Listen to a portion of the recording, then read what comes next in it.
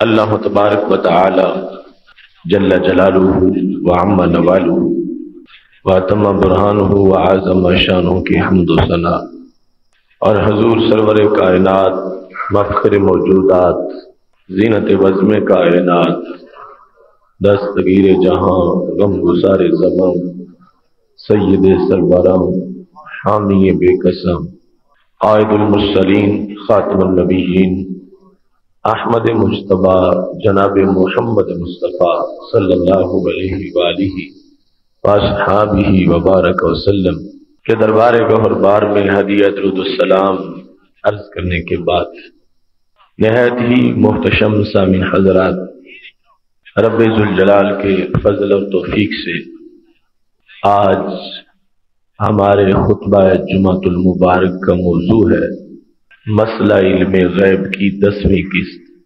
میری دعا ہے خالق کائنات جل جلالہ ہم سب کو قرآن و سنت کا فہم عطا فرمائے اور قرآن و سنت کے ابلاغ و تبلیغ اور اس پر عمل کی توفیق عطا فرمائے۔ آپ میں سے اکثر نے یقیناً مسئلہ علم غیب کی پہلی 9 اقساط سماعت کی ہوں گی اور آج 10ویں قسط ہے۔ ابھی اس کے بعد انشاءاللہ بہت سی اقساط باقی ہیں اور آپ اس سے یہ اندازہ لگائیں کہ ہمارے نبی علیہ الصلوۃ والسلام کی ایک ایک شان کے بارے میں کتنی آیات ہیں اور کتنی احادیث ہیں، اور نبی اکرم صلی اللہ علیہ وسلم کی عظمتوں کو قرآن و سنت میں کس قدر اجاگر کیا گیا ہے۔ آج کے موضوع میں بالخصوص یہ بات ہے کہ رسول اکرم صلی اللہ علیہ وآلہ وسلم کو رب کائنات نے منافقین کے بارے میں علم غیب عطا فرما رکھا تھا۔ منکرین علم غیب یہ بھی پراپوگنڈا کرتے ہیں کہ نبی اکرم صلی اللہ علیہ وسلم کے ساتھ جو لوگ تھے اور منافقین تھے ان کا بھی نبی علیہ الصلوۃ والسلام کو علم نہیں تھا، تو بعد والوں کا علم کیسے ہوگا، یا دیگر لوگوں کی مختلف حیثیات کا علم کیسے ہوگا۔ تو یہ موضوع بالخصوص اس بارے میں ہے کہ رسول اکرم نور مجسم شفیع معظم صلی اللہ علیہ وسلم صرف ظاہر کو ہی نہیں باطن کو بھی جانتے تھے، اور آپ صلی اللہ علیہ وسلم مطلع تھے کہ کون کون سے وہ سینے ہیں جن میں کدورت ہے، جن میں کفر کا اندھیرا ہے اور جن کو ہدایت میسر نہیں۔ خالق کائنات جل جلالہ نے آپ صلی اللہ علیہ وسلم کو ایسے لوگوں کا جو اس وقت موجود تھے اور قیامت تک جو اس طرح بننے والے تھے سب کا علم اللہ تبارک و تعالی نے عطا فرمایا تھا۔ پہلی قسط میں یہ بات میں نے بیان کی تھی بخاری شریف کے حوالے سے اور تفسیر خازن کے تفصیلی شان نزول کے لحاظ سے کہ علم غیب پر سب سے پہلا اعتراض ہی منافقین کا تھا، اور انہوں نے جس وقت رسول اکرم صلی اللہ علیہ وسلم نے یہ فرمایا تھا اوردت علی امتی فی صورہا فی التین کما اوردت علی آدم، کہ جس طرح حضرت آدم علیہ السلام پر ان کی پوری نسل اور اولاد کو پیش کیا گیا ایسے ہی مجھ پر میری پوری امت کو پیش کیا گیا۔ او علم تو، اور پھر مجھے علم دیا گیا، من یؤمن بی ومن یکفر بی، کہ ان میں سے کون کون سے مومن ہیں اور کون کون سے کافر ہیں۔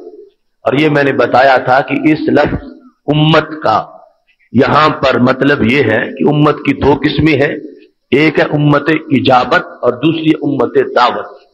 امت دعوت سے مراد ساری انسانیت ہے، خواہ وہ یہودی ہوں، عیسائی ہوں، بت پرست ہوں، وہ سب کے سب رسول اکرم صلی اللہ علیہ وسلم کی امت دعوت کے افراد ہیں۔ لیکن امت اجابت صرف وہ ہے جنہوں نے آپ کا کلمہ پڑھا ہے۔ تو یہاں جو آپ صلی اللہ علیہ وسلم نے لفظ بولا کہ مجھ پر میری امت کو پیش کیا گیا اور پھر ان میں سے مجھے بتایا گیا کہ یہ مومن ہوں گے اور یہ کافر ہوں گے، تو اس امت سے مراد امت دعوت ہے۔ یعنی دوسرے لفظوں میں فرما رہے تھے کہ مجھ پر پوری انسانیت کو جو قیامت تک لوگ پیدا ہونے والے تھے سب کو اللہ نے پیش کیا، اور صرف ان کا ظاہر ہی نہیں، اللہ نے مجھے ان کا باطن بھی دکھا دیا ان میں سے کون کون سے مومنین بنیں گے اور کون کون سے وہ ہیں کہ جن کا دل اندھیروں میں ڈوبا رہے گا۔ تو یہ پہلے نمبر پر جو عطائے علم تھا، عطائے علم کا یہ سلسلہ تھا، اس میں رسول اکرم صلی اللہ علیہ وسلم کو صرف اس دور کے ہی منافقین یا کفار کا علم نہیں دیا گیا، قیامت تک جتنے لوگ کافر رہنے والے تھے اور جتنے لوگوں کے دل میں نفاق ہونا تھا، رسول اکرم صلی اللہ علیہ وسلم کو بیک وقت اللہ نے ان سب کا علم عطا فرما دیا تھا۔ مومنین کا علم تو علیحدہ شان ہے، کافروں کا، منافقین کے باطن کا علم، کیونکہ ایمان کا محل دل ہے اور ایسے کفر کا مقر بھی دل ہے، تو دل کا علم کہ کون کون مومن ہوگا اور کون کون کافر ہوگا، رسول اکرم صلی اللہ علیہ وسلم کو یہ علم دے دیا گیا۔ اس پر سب سے پہلے منافقین کا یہ اعتراض تھا، کافر تو پکے اندھیرے میں تھے، ان کا مسلمانوں کے ساتھ ان کی کوئی ریلیشن شپ نہیں تھی کہ وہ ادھر بھی شامل ہوں اور باتیں کریں، وہ دھتکارے ہوئے تھے شروع میں، لیکن یہ جو صفوں میں آ کے بیٹھ بھی جاتے تھے اور نماز بھی مسجد نبی میں پیچھے پڑھ لیتے تھے، ان لوگوں نے علیحدہ بیٹھ کے کہا کہ اگر ان کو قیامت تک کے لوگوں کا پتہ ہوتا تو کم از کم ہمارا تو پتہ ہوتا، ہم ساتھ نماز پڑھتے ہیں اور آج تک ہمیں تو مسجد سے انہوں نے نکالا نہیں، اور دعویٰ یہ کرتے ہیں کہ میں قیامت تک کے لوگوں کو جانتا ہوں۔ کہنے لگے زعم محمد صلی اللہ علیہ وسلم، یہ محض خام خیالی ہے ان کی اور ان کا گمان ہے، اس کا حقیقت سے کوئی تعلق نہیں ہے۔ جب انہوں نے، منافقین نے سب سے پہلے اپنے بارے میں نبی علیہ الصلوۃ والسلام کے علم غیب کا انکار کیا، تو اس پر رسول اکرم صلی اللہ علیہ وسلم نے خطبہ دے کر تقریر کی جو بخاری شریف میں موجود ہے، فرمایا لا تسألونی عن شیء فیما بینکم وبین الساعۃ الا نبأتکم بہ، تم صرف اے منافقین اپنی بات کرتے ہو، میں کہتا ہوں اپنے علاوہ کائنات کی ہر چیز کی بات مجھ سے قیامت تک کی پوچھ لو، ہر خبر کا جواب دینے کے لیے تیار بیٹھا ہوں۔ بالخصوص شان برود اس آیت کا کہ ما کان اللہ لیذر المؤمنین علی ما انتم علیہ حتی یمیز الخبیث من الطیب، کہ اللہ کی شان نہیں کہ اب مومنوں کو پہلی حالت پر رہنے دے، اللہ مومنوں کے اندر سے جو پاک اور پلید ہیں ان کو جدا کرے گا، پاک ہی تمہاری مسجد میں رہیں گے، پلید اب تمہاری مسجد میں نہیں رہیں گے۔ مومنین کا لفظ جن کے اوپر بولا جاتا ہے ان کے اندر دو پارٹیاں ہیں، کچھ مومن کہلا کے منافق ہیں اور کچھ مومن کہلا کے سچے مومن ہیں۔ اللہ تعالیٰ نے فرما دیا اب ہم ان کو اکٹھا نہیں رہنے دیں گے، حتی یمیز الخبیث من الطیب، ہم پاک اور پلید جدا جدا کریں گے۔ تو یہ سب سے پہلا واقعہ تھا کہ جس میں رسول اکرم صلی اللہ علیہ وسلم کے علم غیب شریف کا مدینہ شریف میں منافقوں نے انکار کیا اور بالخصوص اپنے بارے میں کہنے لگے کہ ہمارا تو ان کو کوئی علم نہیں، اور دعوے یہ کرتے ہیں کہ میں قیامت تک کے لوگوں کو جانتا ہوں۔ لہذا رسول اکرم صلی اللہ علیہ وسلم کے علم کا جب انہوں نے انکار کیا تو اللہ تعالیٰ نے فرما دیا وما کان اللہ لیطلعکم علی الغیب ولکن اللہ یجتبی من رسلہ من یشاء، اللہ کی یہ شان نہیں کہ تمہیں غیب دے، لیکن اپنے رسولوں میں سے جسے چاہتا ہے اسے غیب عطا فرما دیتا ہے۔ منافقین کا یہ طریقہ پہلے دبا ہوا تھا، پھر ان کو مسجد سے نکال دیا گیا، اس کے بعد بھی عام لوگوں کے لیے منافقین کی شناخت بڑی مشکل تھی، لیکن رسول اکرم نور مجسم شفیع معظم صلی اللہ علیہ وسلم کو رب کائنات نے جو علم دیا ہے، اس آیت کے نزول میں بھی حکمت یہی تھی۔ جب یہ لفظ بولا جا رہا تھا ما کان اللہ لیذر المؤمنین، اللہ کی یہ شان نہیں کہ اب انہیں یوں ہی رہنے دے کہ تمہارے منکرین بھی تمہارے پیچھے ہی رہے، میرے پیغمبر تم نے آج تک ان کے ساتھ گزارا کیا اور ان کو رحمت کی چھتری کے نیچے رکھا، تم جانتے ہوئے بھی ان کو ساتھ رکھ رہے تھے، مگر انہیں غلط فہمی ہوگی کہ شاید تمہیں ان کی خبر نہیں، تم نے تو ان کو ساتھ رکھا، مگر اب میرا حکم ہے آپ کو بھی کہ ان کو نکال دو مسجد سے، میں اب یہ برداشت نہیں کروں گا کہ آپ ان کو ساتھ رکھیں۔ تو اس سے بھی یہ حکمت ظاہر ہو رہی تھی جو رسول اکرم صلی اللہ علیہ وسلم نے دیگر مقامات پر لفظوں میں بیان کی، فرمایا میں کسی کو نہیں نکالتا، لوگ کیا کہیں گے کہ یہ جو ان کا کلمہ پڑھتا ہے اس کو بھی مسجد سے نکال دیتے ہیں۔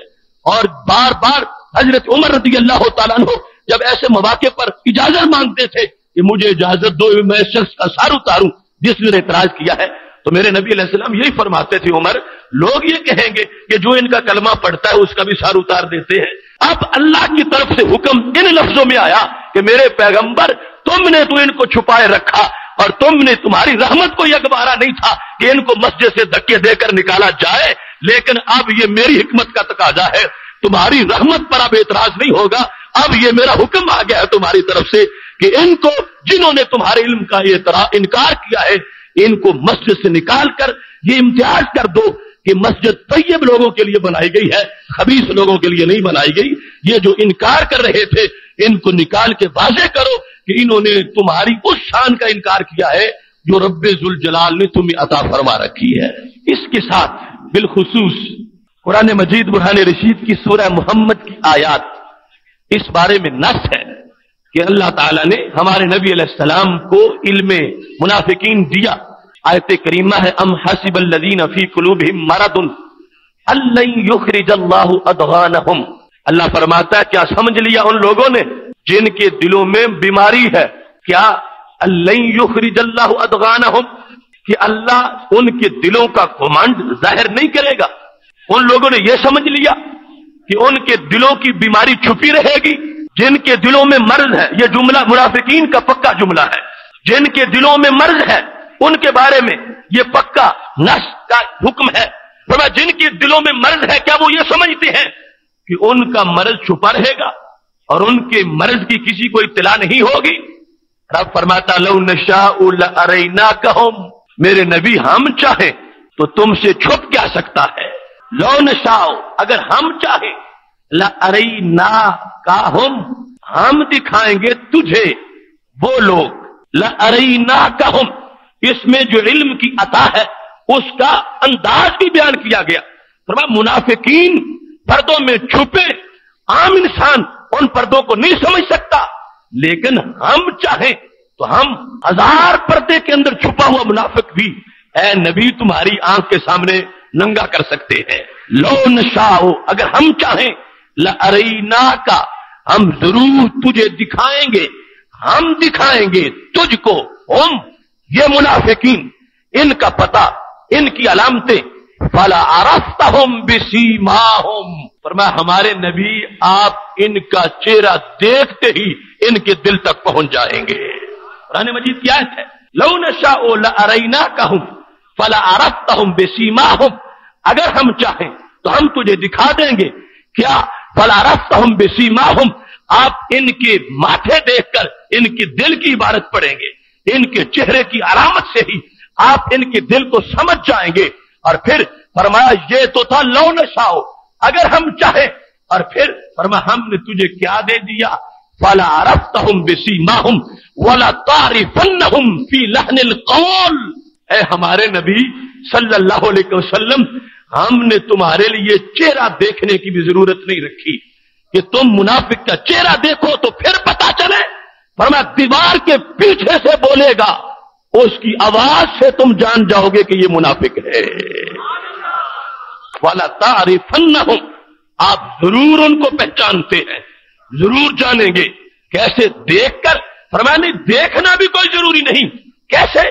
فی لحن القول، بات کے اسلوب سے، بات کی آواز سے، بات کے لہجے سے۔ وہ دیوار کے پیچھے ہو، وہ اندھیرے میں کھڑے ہو، پھر بھی آپ جانیں گے۔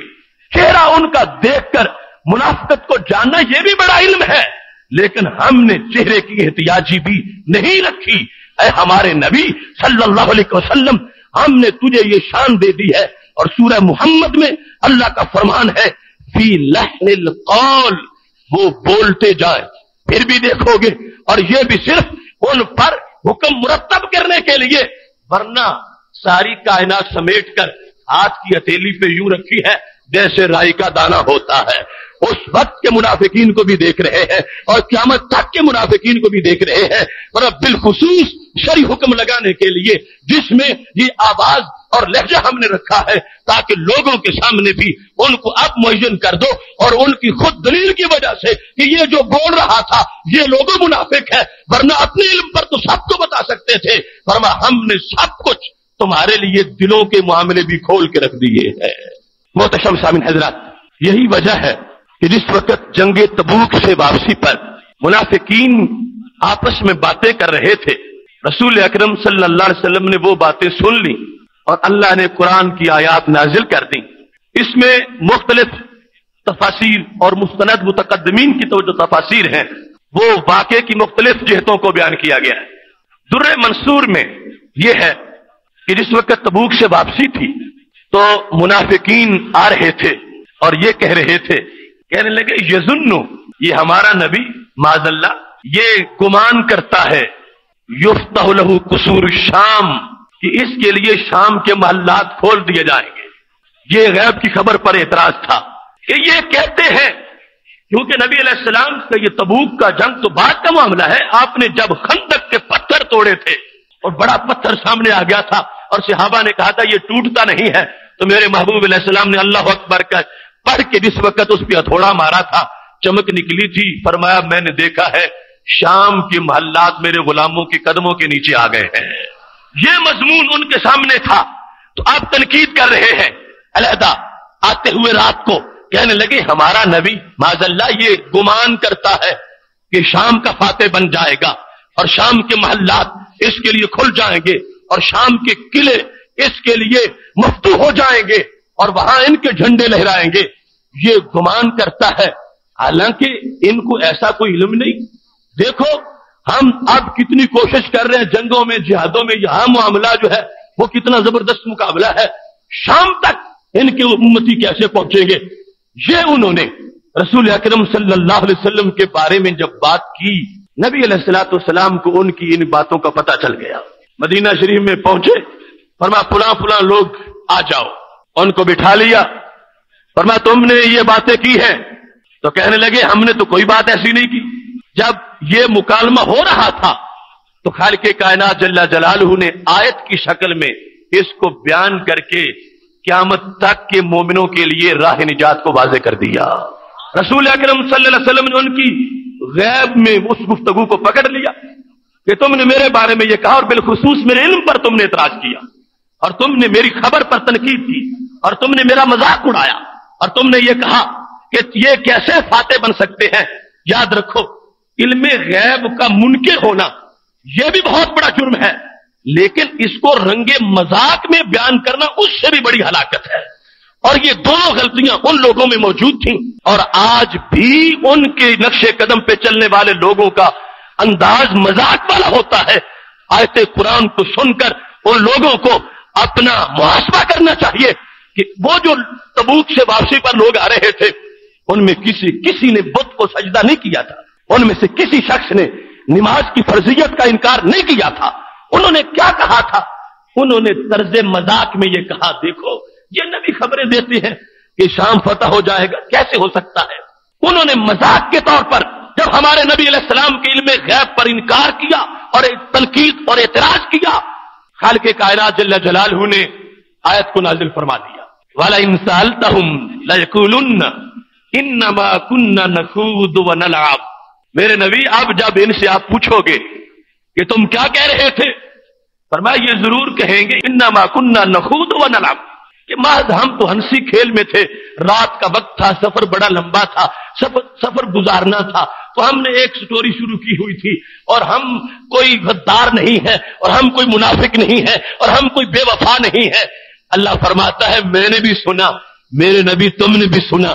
اب آپ ان سے پوچھتے ہو، وَلَئِن سَأَلْتَهُمْ، جب آپ ان سے سوال کرتے ہیں، 10واں پارہ ہے قرآن کا، لَيَقُولُنَّ، ضرور یہ کہیں گے انما كنا نخوض ونلعب، بس ہم تو ہنسی مذاق میں تھے، ہم نے کوئی کفر نہیں کیا، ہم نے کوئی بت کو سجدہ نہیں کیا۔ اللہ فرماتا ہے میرے نبی ان سے کہہ دو ہنسی مذاق کے مقام اور بھی بڑے ہیں، تم نے پیغمبر کی ذات کو ہنسی مذاق کے لیے رکھا۔ قل اب اللہ وآیاتہ ورسولہ کنتم تستہزئون، ان سے پوچھو کیا تم نے مذاق کے لیے اللہ کو ہی سمجھا ہوا ہے اور مذاق کے لیے اللہ کی آیات کو سمجھا ہوا ہے اور مذاق کے لیے تم نے اللہ تعالیٰ کے رسول علیہ السلام کو رکھا ہوا ہے؟ کیا تم ان ذاتوں سے استہزاء کرتے ہو؟ اب معاملہ کیا تھا؟ ہمارے نبی علیہ السلام کے علم غیب کا اللہ نے فرمایا ان کے علم پر اعتراض کرتے ہو تو میرا مذاق اڑا رہے ہو، دینے والا میں ہوں، میری دی ہوئی سند پر تم اعتراض کر رہے ہو اور اس علم کو تم مسترد کر رہے ہو. منافقین تم نے چھوٹا جرم نہیں کیا.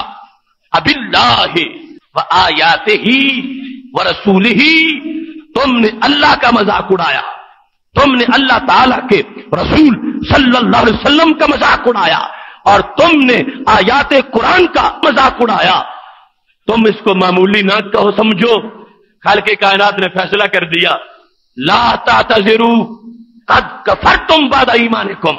اب بہانے نہ بناؤ، تم ایمان لانے کے بعد کافر ہو چکے ہو. اللہ کا قرآن ہے.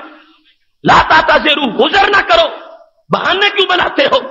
ہم نے سنا ہے جو تم کہہ رہے تھے، تم جو کچھ بول رہے تھے جس انداز میں. اللہ تعالیٰ فرماتا یحذر المنافقون ان تنزل علیہم سورۃ تنبئہم بما فی قلوبہم قل استہزئوا ان اللہ مخرج ما تحذرون. فرمایا اب منافق سہم گئے ہیں کہ ان کے دلوں میں جو کچھ ہے اللہ آیتوں میں بیان کر دے گا. اب منافق سہم گئے ہیں. آیت ہے، فرمایا تم اب ڈرتے ہو، قل اللہ، میرے نبی اعلان کر دو، اللہ مخرج ما تحذرون، جو تمہیں ڈر ہے جن باتوں کا کہ اب زہر ہوگی، اللہ وہ باتیں ننگی کر کے چھوڑے گا، اللہ وہ واضح کرے گا، اللہ سب کچھ سامنے کرے گا. اب یہ ماحول بنا ہوا تھا تبوک سے واپسی پر، جب میرے محبوب علیہ السلام کے علم غیب کا منافقین نے انکار کیا ہے، استہزاء کیا ہے. اللہ تبارک و تعالیٰ کی طرف سے حکم یہ آ گیا لا تعتذروا قد کفرتم بعد ایمانکم. اب عذر اور بہانے نہ کرو، کوئی بہانہ نہ بناؤ، تم نے کفر کیا ایمان کے بعد. جو ایمان کا تمہارا ظاہری شعبہ تھا، تم زبان سے جو بول رہے تھے وہ بھی اب نہیں مانا جائے گا. تم نے کفر کیا.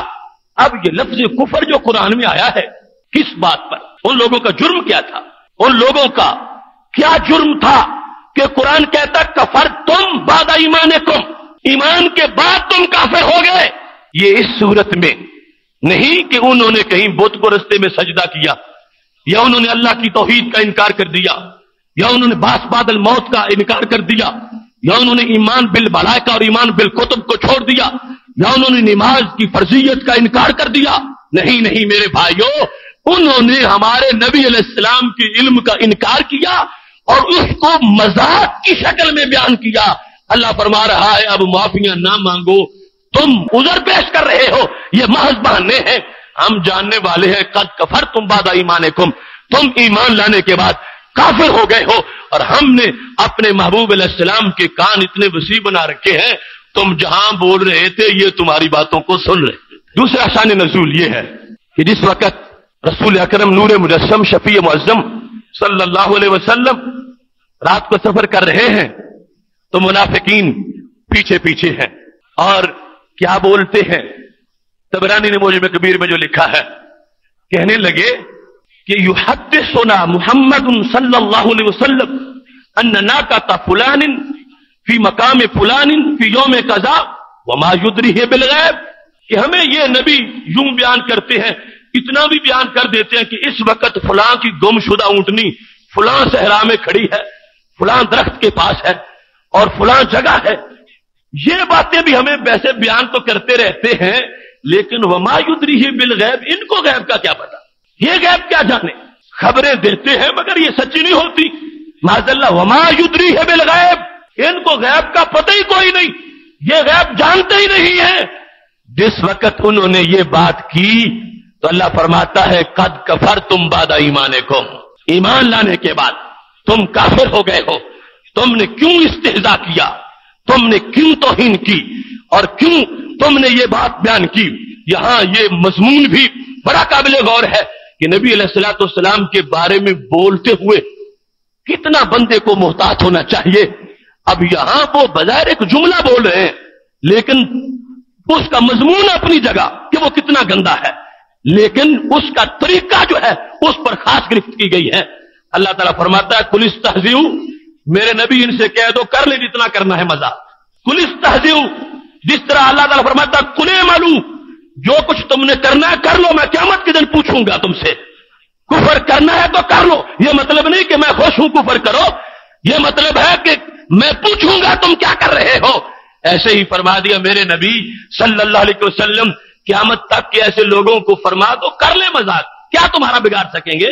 لیکن میں پوچھوں گا کہ مذاق کیسے کیا جاتا ہے۔ اب اس مقام پر رسول اکرم نور مجسم شفیع معظم صلی اللہ علیہ وسلم آپ کو حکم ہے اللہ تعالیٰ کی طرف سے، یہی آیات ہیں جو نازل ہو گئی، اور ان لوگوں کا انکار کیا گیا کہ تم نے یہ لفظ کیوں بولے وما یدریہ بالغیب، کہ ان کو غیب تو آتا ہی نہیں اور خبریں ویسے ہی دیتے جاتے۔ ایسے ہی البحر المحیط کے اندر یہ بھی موجود ہے کہ رسول اکرم نور مجسم شفیع معظم صلی اللہ علیہ وسلم نے 70 کے نام گنے کہ یہ منافق ہیں، اور اللہ نے قرآن مجید کی آیت ان کے بارے میں نازل کر دی۔ لیکن بعد میں یہ بات پیش نظر تھی کہ ان منافقوں کے بیٹے پکے مومن تھے، اور یہ بات سامنے رکھی گئی کہ اگر ہمیشہ یہ نام قرآن میں پکارے جائیں گے تو یہ جو بیٹے ہیں پکے، ان کے پکے مومن، ان کی بڑی حوصلہ شکنی ہوگی اور ان کے لیے بڑی مشکل بن جائے گی، تو پھر ان کے نام منسوخ کیے گئے۔ رسول اکرم صلی اللہ علیہ وسلم نے واضح طور پر ان ناموں کا تلفظ کیا، ان کو بیان کیا کہ منافقین کون کون سے ہیں اور ان کے نام کون کون سے ہیں، اور اس کے بعد اس کو منسوخ کر دیا گیا اس حکمت کے پیش نظر کہ یہ جو کچھ ہے وہ ہے، لیکن ان کے بیٹوں میں صحیح ایمان آ چکا ہے، اور ان کی حوصلہ شکنی نہ ہو جائے، ان کے دل کی رضا جوئی کے لیے یہ کر دیا گیا، ان ناموں کو حذف کر دیا گیا۔ لیکن یہ تو ماننا پڑے گا کہ خالق کائنات جل جلالہ نے جن کے بارے میں آیات نازل کی، اگر سرکار صلی اللہ علیہ وسلم کو ہی اس قرآن کا علم نہیں ہوگا تو اور کسی کو علم کیا ہوگا؟ پھر تو لغو بات ہو جائے گی، پھر تو اللہ کا کلام محمل ہو جائے گا۔ خالق کائنات جل جلالہ جن کو معین کر کے یہ کلام اور آیات نازل کر رہا ہے، ماننا پڑے گا محبوب علیہ السلام کے سینے میں ان کا علم موجود ہے۔ اس واسطے فَلَعَرَفْتَهُمْ بِسِيمَاهُمْ وَلَتَعْرِفَنَّهُمْ فِي لَحْنِ الْقَوْلِ کے بعد سارے مفسرین اس بات کو لکھتے ہیں کہ محبوب علیہ السلام کے سامنے آتے جاتے تھے منافقین، یا آواز آتی جاتی تھی، محبوب علیہ السلام پھر مطلع ہے، جانتے ہیں، اور اگر ضرورت پڑتی تھی، ویسے پردہ چاک نہیں کرتے تھے، لیکن جب ضرورت پڑتی تھی تو بندوں کے سامنے بھی ان کا تعارف کروا دیتے تھے۔ اس موقع پر بڑی عجیب بات یہ ہے کہ حضرت حذیفہ بن یمان رضی اللہ تعالی عنہ کا منصب صحابہ میں یہ تھا کہ یہ صاحب علم منافقین ہیں۔ آج لوگوں نے نبی علیہ السلام کے علم کا انکار شروع کر دیا کہ آپ کو علم نہیں۔ صحابہ میں جب شعبے تقسیم ہوئے کہ حضرت معاذ بن جبل رضی اللہ تعالی عنہ یہ فقہ بیان کریں گے، اور حضرت ابی بن کعب جو ہے قرات کے مسائل بیان کریں گے، اور حضرت علی المرتضی رضی اللہ تعالی عنہ یہ جج بنیں گے اور فیصلے کریں گے، اس وقت یہ شعبہ طے ہوا تھا کہ قیامت تک کے منافقین کی بات پوچھنی ہے تو وہ حضرت حذیفہ بن یمان بیان کریں گے۔ تدرک للحاکم میں حضرت علی رضی اللہ تعالیٰ عنہ کا یہ قول موجود ہے۔ جب ان سے پوچھا گیا کہ حذیفہ بن یمان کون ہے، فرمانے لگے عالم المنافقین۔ حذیفہ بن یمان کی پکی نشانی یہ ہے، سارے ان کے کردار میں سب سے بڑی پہچان ان کی یہ ہے کہ ان کو رسول اللہ صلی اللہ علیہ وسلم نے منافقین کے علم کا اسپیشلسٹ بنایا تھا۔ جتنی بھی منافقین کی علامتیں تھیں اور جتنا تعارف تھا، نام تک رسول اکرم صلی اللہ علیہ وسلم نے ان کو بتا دیے تھے، یہاں تک کہ ذہبی نے سیر اعلام النبلاء کے اندر حضرت حذیفہ بن یمان کے حالات میں لکھا ہے کتنا ان کو اس مضمون کا اسپیشلسٹ سمجھا گیا کہ ایک دن سیدنا عمر رضی اللہ تعالی عنہ ہاتھ باندھ کے کھڑے ہو گئے، اے حذیفہ مجھے میرے بارے میں بتا دو، کیا میرا نام تو ان میں نہیں کہ جن کو منافقین کہا گیا ہو؟ ان کے اس علم کو کتنا تسلیم کیا گیا اور اس میں ان کو کتنا فائق سمجھا گیا۔ وہ حضرت عمر جو تجویز پیش کریں تو آیت کا نزول ہو جائے، جن کو امت کا سب سے بڑا صاحب الہام سمجھا جائے، جن کی شان یہ ہو اگر بعد میں نبی آتے تو عمر فاروق نبی ہوتے، وہ عمر ان کے اس وصف کو مانتے ہوئے پوچھ رہے ہیں حذیفہ بن یمان تجھے جو رسول اکرم صلی اللہ علیہ وسلم نے منافقین کے بارے میں بتایا ہے مجھے بتا دو، کہیں میرا نام تو ان میں شامل نہیں؟ اتنے پاک کردار والے اور عمدہ ایمان والے عمر فاروق رضی اللہ تعالیٰ عنہ جب حضرت حذیفہ سے پوچھ رہے تھے تو معاذ اللہ آج کے توحید پرستوں والا خیال نہ آیا کہ یہ بات تو ہمارے نبی علیہ السلام کو بھی نہیں آتی، حذیفہ کو کہاں سے آئے گی؟ ماننا پڑے گا کہ حضرت عمر رضی اللہ تعالیٰ عنہ جب یہ پوچھ رہے تھے تو اعلان کر رہے تھے لوگوں جس کو تم بنائے پھرتے ہو کہ یہ کسی کو پتا نہیں، یہ تو ہمارے نبی علیہ السلام کے غلاموں کو بھی آتا ہے۔ منافقین کا علم غلاموں کو بھی میسر ہے، غلاموں کو بھی آتا ہے، اور غلاموں کو بھی اس میں مہارت حاصل ہے۔ جس وقت حضرت عمر رضی اللہ تعالیٰ نے پوچھا تو حضرت حذیفہ نے باقاعدہ جواب دیا، فرمایا تم میں سے شامل نہیں ہو، لیکن عمر آج تم نے تو پوچھا ہے، لا ازکی بعدک کا احدا، آج کے بعد میں کسی کے سامنے بیان نہیں کروں گا، اور میں کسی کے سامنے اپنے آپ کو یوں پیش نہیں کروں گا کہ وہ مجھ سے پوچھے اور میں اس کو گارنٹی دوں۔ یہ معاملہ بڑا نازک ہے اور میری کچھ پابندیاں بھی ہیں اس بارے میں۔ تو آپ نے پوچھا چونکہ آپ کا کردار والا ہے اور آپ کے بارے میں گواہی دینا مجھ پر فرض بھی تھا، میں نے تمہارے باطن پر وہ گواہی دے دی جو دستخط میرے نبی علیہ السلام کے تھے۔ آتا صاحب کے بارے میں ہے مجھ کو، لیکن بتانے سے اجتناب کروں گا کہ مجھے پڑھا کر مجھے اس کے کچھ ادب بھی سکھائے گئے ہیں۔ یہ حضرت حذیفہ بن یمان رضی اللہ تعالیٰ عنہ، منافقین کا پتہ ہے ان کو، منافقین کے نام بھی جانتے ہیں۔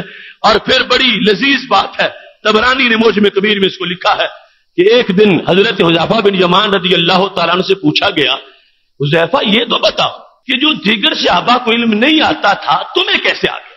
یہاں تک کہ لفظ ہے کہ جو بات حضرت ابوبکر صدیق رضی اللہ تعالی عنہ کو بھی نہیں بتائی گئی اور حضرت عمر رضی اللہ تعالی عنہ کو بھی نہیں بتائی گئی، حذیفہ تجھے وہ کیسے بتا دی گئی؟ تمہاری علیحدہ شان کیا ہے؟ بالاتفاق پہلے نمبر پر سیدنا صدیق اکبر رضی اللہ تعالی عنہ ہے، اور دوسرے نمبر پر حضرت فاروق اعظم رضی اللہ تعالی عنہم ہے، اور حضرت فاروق خود پوچھ رہے ہیں اور حضرت علی خود گواہی دے رہے ہیں، جو مدینہ العلم کے باب ہے ان سے بڑا علم کس کا ہوگا؟ وہ سارے کہتے ہیں کہ یہ علم ان کا ہے، حضرت حذیفہ بن یمان کا۔ پوچھا گیا جو دیگر کو نہیں دیا گیا وہ آپ کو کیسے دیا گیا؟ اور یہ بات بھی ذہن میں رکھیں، یہ ہے اختصاص، ورنہ نگاہ ولایت سے جو سیدنا صدیق اکبر رضی اللہ تعالی عنہ وفات کے وقت اپنے گھر کی خبر دے سکتے ہیں کہ میں جا رہا ہوں، میرے گھر میں میرے بعد بیٹا نہیں بیٹی پیدا ہوگی اور اس کی وراثت کا بھی میں حساب کر کے جا رہا ہوں۔ ان کی بھی نگاہ کوئی کم تیز نہیں، لیکن یہ خصوصیت ہے محبوب علیہ السلام جزوی طور پر جسے جتنا نوازنا چاہے نواز سکتے ہیں۔ فرمایا پوچھا گیا وجہ کیا ہے؟ تو طبرانی میں تفسیر سے لکھا ہے اور امام ساوی نے تفسیر جلالین کی شرح میں بھی اس کو لکھا ہے کہ رسول اکرم نور مجسم شفیع معظم صلی اللہ علیہ وسلم کے یہ عظیم صحابی حضرت حذیفہ بن یمان رضی اللہ تعالیٰ عنہ نے وجہ بیان کی کہ دیگر کو نہیں آیا مجھے آیا۔ وجہ کیا ہے؟ فرمانے لگے جب تبوک سے ہم واپس آ رہے تھے تو قسمت میری کہ میں رسول اکرم صلی اللہ علیہ وسلم کی سواری کے پیچھے تھا اور منافقین کے گروپ سے آگے تھا۔ اس دوران میرے کانوں نے یہ سنا کہ منافقین کہہ رہے تھے آج بڑا سنہری موقع ہے، اس اونٹنی کو ہم دوڑائیں، اور پیغمبر اب سوئے ہوئے ہیں، اونٹنی دوڑے گی وہ نیچے گر جائیں گے، معاذ اللہ ان دکت انہوں کو ان کی گردن ٹوٹ جائے گی، اس طرح نہ من ہو ہمیں راحت مل جائے گی۔ یہ لفظ ہے ان کے کہ کبھی ہمیں کسی جہاد میں لے جاتے ہیں کبھی کسی جہاد میں لے جاتے ہیں، اگر وہاں ہم قاتلانہ حملہ کریں گے تو ہمیں کون زندہ چھوڑے گا؟ اب بڑا وقت سنہری ہے، یہ تنہا ہے، اور اس وقت اونٹنی کو دوڑانا یہ کوئی مشکل بھی نہیں اور یہ کوئی بہت بڑی جسارت بھی نہیں۔ ہم اونٹنی دوڑائیں گے، وہ سو رہے ہیں، وہ اپنا توازن برقرار نہیں رکھ سکیں گے اور نیچے گر جائیں گے اور معاذ اللہ شہید ہو جائیں گے اور ہماری معاذ اللہ جان چھوٹ جائے گی۔ جب انہوں نے آپس میں یہ بات کی، حضرت حذیفہ بن یمان رضی اللہ تعالیٰ عنہ کہتے ہیں میں نے سن لی، اب میں بارگاہ نبوت کی ادب بھی جانتا تھا، یہ تو نہیں کہہ سکتا تھا کہ یا رسول اللہ صلی اللہ علیہ وسلم منافق یہ کہہ رہے ہیں فوراً بیدار ہو جاؤ اور یوں کرو وہ کرو، یہ بھی نہیں کہہ سکتا تھا، اور میں نام لے کے آواز بھی نہیں دے سکتا تھا۔ کہتے میں نے زور زور سے قرآن پڑھنا شروع کر دیا۔ کہتے جب میں نے زور زور سے قرآن پڑھا تو میرے محبوب علیہ السلام نے فرمایا حذیفہ جو کچھ میں نے سنا ہے وہ تو نے بھی سنا ہے، کیونکہ شان یہ تنام عینا یا ولا ینام قلبی، آنکھیں سوتی ہیں دل بیدار رہتا ہے۔ حذیفہ جو میں نے سنا وہ تم نے بھی سنا۔ حذیفہ کہتے ہیں یا رسول اللہ صلی اللہ علیہ وسلم ہاں میں نے بھی سنا، اس لیے میں زور سے قرآن پڑھ رہا تھا۔ پھر فرمایا اتعرفہم، جانتے ہو یہ کون کون ہے؟ میں آگے ہوں، یہ اندھیرے میں پیچھے ہیں اور تم درمیان میں تھے۔ فرمایا اتعرفہم، तबरानी के लफ्ज ये है कि इन्होंने कहा मैं जानता हूं, और सावी के लफ्ज ये है इन्होंने कहा मैं नहीं जानता कि वो कौन कौन से हैं। कहते हैं जब मैंने ये कहा या रसूल अल्लाह सल्लल्लाहु अलैहि वसल्लम मैं जानता हूं, या ये कहा मैं नहीं जानता, तो दोनों सूरतों में क्या था? अद्दा अस्माअहुम, नबी अलैहिस्सलाम ने हर एक का नाम लेके मुझे बता दिया। इस वक्त फला फला पीछे है, फला फला बोल रहे थे, फला फला मुजरिम है, फला फला की आवाज निकली है, फला फला ने बोला है। हजरत हुज़ैफा बिन यमान बाद वालों को जवाब दे रहे हैं कि लोगों सिर्फ मुझे क्यों आता है? इस वास्ते की किस्मत मेरी है, मैं उस वक्त पास था, मेरे नबी अलैहिस्सलाम ने मुझे उनके बारे में भी बता दिया और दीगर के बारे में भी बता दिया। ये वक्त था इम्तियाज का, चूंकि महबूब अलैहिस्सलाम का दरिया रहमत जोश में आता है तो उस वक्त कोई खास तौर पर नवाजा जाता है। अगर बैत रिजवान का मौका है, उस वक्त हाथ पे हाथ रख के जब किसी के हाथ को अपना हाथ कहते हैं तो वो सैयदना सिद्दीक़ अकबर रज़ी अल्लाह तआला अन्हु का हाथ नहीं, वो हजरत उस्मान गनी का हाथ है। ये खास उनका इख्तिसास है। अगर पूरी कौम में से ये बोलना चाहते हैं, एक वफ्द आया है कि हमें कोई अपनी तरफ से अच्छा सा मुबल्लिग दे दो, फरमाया वो दूंगा जो मेरी उम्मत का सबसे बड़ा अमीन है। लोग मुंतजिर हैं कि वो कौन है? फरमाया अब देख लो, मैं तुम्हें अपनी उम्मत का अबू उबैदा दे रहा हूं, मैं अमीन दे रहा हूं। जब पूछा गया रसूल अकरम सल्लल्लाहु अलैहि वसल्लम से कि आप खैबर को फतह करना है, आज झंडा किसको देंगे? फरमाया अली अल मुर्तजा रज़ी अल्लाह तआला अन्हु को ये आज करामत दी जाएगी और इज्जत दी जाएगी। तो ये मुख्तलिफ औकात में मुख्तलिफ नवाज़ात होती थी। बिल इत्तिफाक इजमाई तौर पर सबसे बड़ी फजीलत सैयदना सिद्दीक़ अकबर रज़ी अल्लाह तआला अन्हु की है। और ये शोबाजात के अंदर बाज इख्तिसास थे और तखस्सुस थे माहिरीन के। महबूब अलैहिस्सलाम दिन को भी नवाजते हैं, रात को भी नवाजते हैं। कहीं या रबिया तो सल कह के रात की तन्हाइयों में फरमाता रबिया जो कुछ तूने मांगना है मांग ले। वो जो कूजा भर के देते हैं पानी का, उनकी नवाज़ात की बारी आ जाती है। और कहीं तन्हाइयों में, अगर तबूक के सफर में सिर्फ थोड़े से सफर के अंदर, बाकी आगे पीछे तो दीगर साहब भी साथ हैं, अगर ये तन्हा साथ आ जाते हैं तो क़यामत तक इनको इल्मे मुनाफिकीन का हिस्सा दे दिया जाता है। फरमाया सहाबा को और ताबीन को यह वजह थी कि मुझे रसूल अकरम सल्लल्लाहु अलैहि वसल्लम ने नवाज दिया और मुझे इख्तिसास दे दिया।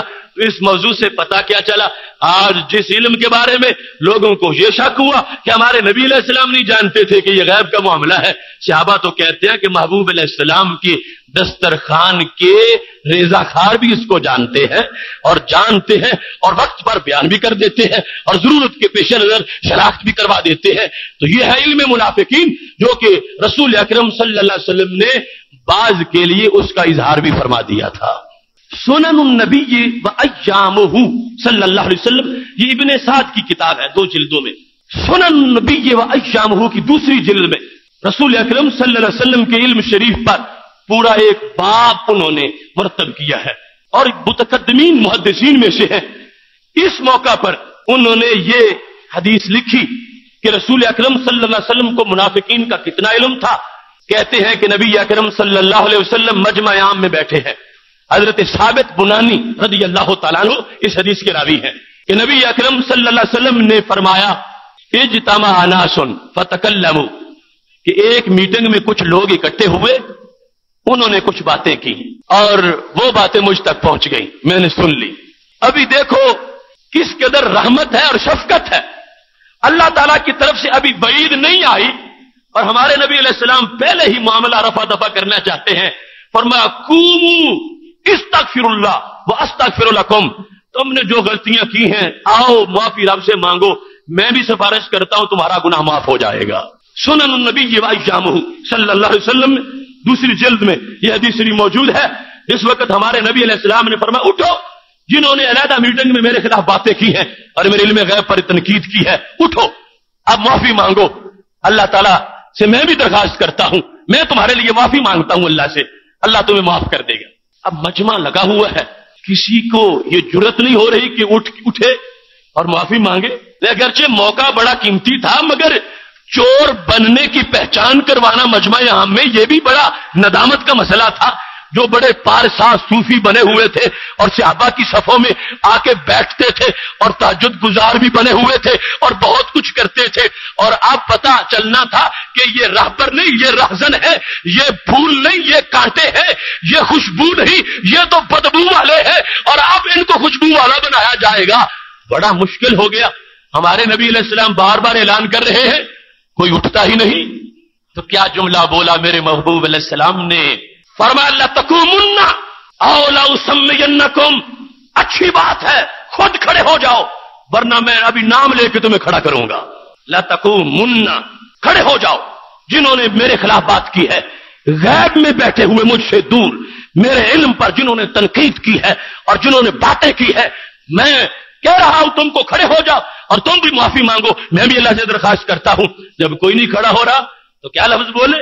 لَتَقُومُنَّ أَوْ لَأُسَمِّيَنَّكُمْ، تم کھڑے ہو جاؤ ورنہ میں صرف اشارہ نہیں کروں گا، میں نام لے کے بلاؤں گا، ایک ایک منافق کو نام لے کے کھڑا کروں گا، نام لے کے بلاؤں گا۔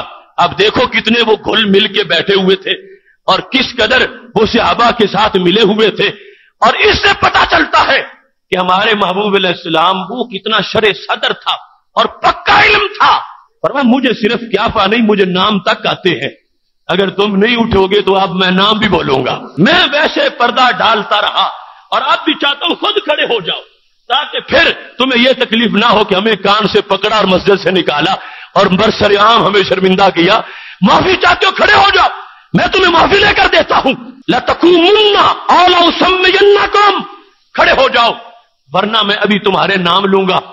رسول اکرم نور مجسم شفیع معظم صلی اللہ علیہ وسلم نے جب یہ جملہ بولا، صحابہ کہتے ہیں فقاموا خزایا متقنعین، اٹھے اور چہرے اپنے کپڑوں میں ڈھانپ رہے تھے، مجلس میں اٹھے اور اپنے چہروں کو کپڑوں سے ڈھانپ رہے تھے، اور خزایا رسوا تھے، ذلیل تھے، ذلیل و رسوا تھے۔ اور اب پہلا مرحلہ جو تھا نبی علیہ السلام کی طرف سے پیشکش کا وہ گزر چکا، اب سرزنش شروع ہو گئی تھی۔ فرمایا میں نے پیشکش کی، تمہاری معافی تو ویسے ہی بڑی مشکل تھی، میں نے کہہ دیا تھا اٹھو میں معاف کرواتا ہوں، تم نہیں اٹھے، اب ہم تمہیں اپنی مسجد میں رہنے بھی نہیں دیں گے، تمہیں یہاں نماز پڑھنے بھی نہیں دیں گے، اٹھو ورنہ میں تمہارے نام لیتا ہوں۔ اٹھے ہیں، قاموا خزایا متقنعین، اپنے چہرے ڈھانپے ہوئے ہیں، ذلیل اور رسوا ہو گئے ہیں۔ نبی اکرم نور مجسم شفیع معظم صلی اللہ علیہ وسلم نے واضح کر دیا، یہ کرم تھا اپنا اور رحمت تھی، ہم نے تجھے چھپایا ہوا تھا، تمہیں غلط فہمی ہو گئی کہ تمہارا ہمیں پتہ نہیں، ہم چھپائے ہوئے تھے اور پردہ ڈال رہے تھے، لیکن اب آرڈر ایسا آ گیا ہے تمہیں رہنے نہیں دیں گے، نام لے کر تمہیں برسریام واضح کریں گے کہ وہ کون سے لوگ ہیں جو نبی علیہ السلام کی شان مانتے ہیں اور کون سے لوگ ہیں جو علیحدہ بیٹھ کے تنقید کرنے والے ہیں۔ اس مقام پر حضرت حرملہ رضی اللہ تعالیٰ عنہ کا وہ جملہ بھی سامنے رکھو کہ جس وقت وہ آئے تھے نبی علیہ السلام کے پاس، طبرانی نے اس کو روایت کیا ہے، کہنے لگے یا رسول اللہ صلی اللہ علیہ وسلم، آج میں حرملہ چور بن کے آیا ہوں اور آپ کی چادر میں چھپنے آیا ہوں، الایمان ہا ہونا والنفاق ہا ہونا، میری زبان کلمہ پڑھتی ہے، دل نہیں پڑھتا، دل میں منافقت ہے، اللہ سے دعا کرو کہ اللہ میرے دل کو بھی مومن بنا دے۔ تو میرے محبوب علیہ السلام کا ابر کرم جوش پر تھا، یہ نہیں کہا کہ مجھے تو صرف ڈیوٹی یہ دی گئی زبان کو کلمہ پڑھاؤ، دل کس کا جو ہے رکھے، نہیں، اخذ بطرف لسانہ، زبان کو کھینچ کے پکڑ لیا، اور ساتھ یہ دعا کہ اللہم اہد قلبہ وثبت لسانہ، اے اللہ اس کے دل کو ہدایت دے دے اور زبان وہ بولے جو دل میں موجود ہو، ورزق حبی وحب من یحبنی، کتنے سال اے اللہ اس کو منافقت میں ہو گئے ہیں، آج اس کا علاج کر، کس طرح اس کو میری محبت دے دے اور میرے صدیق کی محبت دے دے۔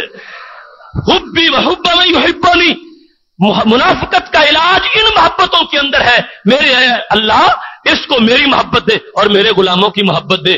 حضرت حرملہ کہتے ہیں ابھی زبان میری آپ نے چھوڑی نہیں تھی کہ میرا دل ایمان سے بھر چکا تھا۔ اس موقع پر حضرت حرملہ نے کہا میرا دل ایمان سے بھر گیا ہے، کہنے لگے یا رسول اللہ صلی اللہ علیہ وسلم، یہ تو بہت بڑی پارٹی ہے جن کا میں سردار تھا، اگر اجازت ہو تو میں سب کے لے کے آ جاؤں۔ تو میرے نبی علیہ السلام نے فرمایا نہیں، من جاءنی کما جئتنی، میرے پاس کمی کوئی نہیں کہ کہ اگر سارے آ جائیں گے تو میں ان کا علاج نہیں کر سکوں گا. نہیں، من جانی کما جئتنی، جیسے تم خود آئے ہو ایسے جو خود آ جائے گا میں اس کی بگڑی بنا دوں گا، اس کو میں معافی لے دوں گا، اس کے ایمان کا میں بندوبست کر دوں گا. لیکن اے ہرملا لا تخرق علی احد سترہ، کسی کا پردہ نہ چاک کرو. وہ اگر خود جس طرح ہے رہے، ہم نے دین واضح کر دیا، ان کی اپنی ڈیوٹی ہے، وہ میرے پاس آئیں علاج کروائیں. تم اعلان کر کے ان سب کو اکٹھا کر کے میرے پاس نہ لاؤ. یہ حدیث اس بات کو واضح کر رہی ہے کہ محبوب علیہ السلام کا پردہ ڈالنے کا عالم اور ستار جو مجازی شان ہے وہ کس قدر کی تھی. یعنی یہ عدم علم نہیں تھا بلکہ یہ کریمانہ شان تھی کہ ہم برشریام کسی کو رسوا نہیں کرتے، لیکن ہم یہ بھی چاہتے ہیں کہ جو آئے گا آج اس کو ندامت تھوڑی ہوگی اور حشر کے دن کوئی اس کو سہارا نہیں ملے گا. آج جو آ جائے اے ہرملا جیسے تم آئے ہو، مطلب کیا تھا کہ مجھے اللہ کی اذن سے اس قابل تو سمجھو کہ میں دل میں ایمان داخل کر سکتا ہوں. جو میری اس شان کو مان کر آ جائے گا میں زبان پکڑوں گا، ایمان اس کے دل میں داخل کر دوں گا. رسول اکرم نور مجسم شفیع معظم صلی اللہ علیہ وسلم کو کس قدر علم منافقین ہے. بخاری شریف کی یہ حدیث سامنے رکھیے کہ جس وقت ہمارے نبی علیہ السلام غنیمتیں تقسیم کر رہے تھے، ایک شخص آ گیا، اس کا نام ذوالخویسرہ تھا. اب تقسیم ہو گئی تو اس نے کہا اعدل یا محمد صلی اللہ علیہ وسلم، کہ اے اللہ کے نبی عدل کرو. مشورے دینے آیا ہے اس ذات کو کہ جنہوں نے دودھ پیتے وقت بھی عدل کیا تھا، اور حضرت حلیمہ رضی اللہ تعالی عنہا کا ایک طرف سے دودھ پیتے تھے اور دوسرا اپنے بھائی رضائی کے لیے رکھتے تھے. یہ صوفی اور یہ متقی اور یہ جعلی توحید پرست ہمارے نبی علیہ السلام کو مشورہ دینے آ گیا. یہودی نہیں تھا، عیسائی بھی نہیں تھا اور بت پرست بھی نہیں تھا، کلمہ گو تھا. اور کلمہ گو کے اندر وہ پارٹی جس کو حتی یمیز الخبیث من الطیب سے جدا کیا گیا تھا. کہنے لگا بڑا پارشاہ بن کے کہ عدالت کرو. تو ہمارے نبی علیہ السلام نے فرمایا کچھ ہوش کر کے بول، من یعدل اذا لم عادل بدبخت ویلک، تو تباہ ہو جائے. بتا اگر میں عدل نہیں کر سکا تو پھر دنیا میں کون کرے گا. یہ دل کا مطلب تو یہ ہے کہ میں نے پہلے نہیں کیا، اب تیرے حکم سے کروں اور تیری تبلیغ سے کروں اور تیری نصیحت سے کروں. فرمایا میں نے عدل کیا ہے اور ساتھ یہ جھڑکی دی ویلک، تو ہلاک ہو جائے. مجھے مشورے دیتا میں یعدل اذا لم عادل، اگر میں نے عدل نہیں کیا تو بتا کون عدل کرنے والا ہے. پھر اس موقع پر حضرت عمر رضی اللہ تعالی عنہ تلوار لے کے کھڑے ہو گئے، کہنے لگے یا رسول اللہ صلی اللہ علیہ وسلم میں تو اس کو زندہ نہیں جانے دوں گا. کون ہوتا ہے جو تمہارے عدل کو چیلنج کر دے اور تمہارے سامنے یہ باتیں کرے؟ میں اس کا سر اتاروں گا. تو اس پر میرے نبی علیہ السلام نے جملہ بولا جو ہمارے آج کے موضوع کا حصہ ہے. اور میں عمر تم سمجھتے ہو کہ یہ ایک ہی گندا انڈا ہے؟ ان لہو اصحابا، اس کی پوری پارٹی ہے، یہ اکیلا نہیں ہے، اس منافق کا پورا گروپ ہے. ان لہو اصحابا، اس کے بہت سے دوست اور بھی ہیں جو باطن میں میرے بارے میں یہی عقیدہ چھپائے ہوئے ہیں اور ایسے تنقیدیں کرتے ہیں. عمر اس کو چھوڑ دو. ان لہو اصحابا، اس کے اور بھی دوست ہیں میں جانتا ہوں، صرف یہ نہیں گروپ ہے پورا. اور کیا حیثیت ہے ہمارے محبوب علیہ السلام کے جاننے کی. خدا کی قسم ایمان اش اش کر اٹھتا ہے. منافقت کو جانا تو کتنے پردوں کے اندر سے جانا. اگر ایک شخص محض کلمہ پڑھتا ہوتا اور منافق ہوتا تو یوں بھی پہچانا جا سکتا تھا کہ کلمہ تو پڑھتا ہے مگر نماز نہیں پڑھتا، لہذا پتا چلا کہ منافق ہے. کلمہ تو پڑھتا ہے مگر جہاد پر نہیں جاتا، پتا چلا کہ منافق ہے. کلمہ تو پڑھتا ہے مگر یہ کار خیر میں شریک نہیں ہوتا، پتا چلا تو منافق ہے.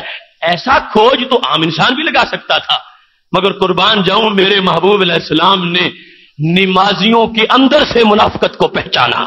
جب پردے تھے اوپر اور دستانے پہنے ہوئے تھے ان گھنونے سازشیوں نے، تو میرے محبوب علیہ السلام کے جملے کیا تھے؟